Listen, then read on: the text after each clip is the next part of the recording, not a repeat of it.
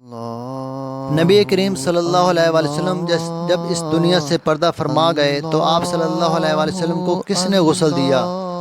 آپ صلی اللہ علیہ وآلہ وسلم کی قبر مبارک کس نے کھودی تھی؟ آپ صلی اللہ علیہ وآلہ وسلم کا نماز جنازہ کس نے پڑھایا؟ جب کسی جگہ کوئی تقریب ہوتی ہے تو پہلے جگہ صاف کی جاتی ہے، پھر کرسیاں اور ٹینٹ لگائے جاتے ہیں، پھر مہمان آنا شروع ہوتے ہیں اور آخر میں مہمان خصوصی کی آمد ہوتی ہے۔ پھر جیسے ہی تقریب ختم ہوتی ہے مہمان خصوصی تشریف لے جاتے ہیں اور پھر ہر چیز سمیٹ دی جاتی ہے۔ بالکل اسی طرح نبی کریم صلی اللہ علیہ وآلہ وسلم اس کائنات کے مہمان خصوصی تھے۔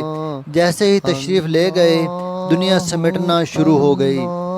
نبی کریم صلی اللہ علیہ وآلہ وسلم نے جب پردہ فرمایا تو آپ صلی اللہ علیہ وآلہ وسلم کو حضرت علی رضی اللہ تعالیٰ عنہ نے غسل دیا، حضرت عباس رضی اللہ عنہ نے اور ان کے صاحبزادے فضل اور قسم کروٹیں بدلتے تھے اور اسامہ و شکران پانی ڈالتے۔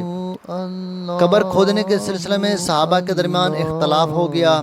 مہاجرین نے کہا مکہ کے دستور کے مطابق بغلی قبر کھودی جائے، انصار نے کہا مدینہ کے طریقے پر لحد تیار کی جائے۔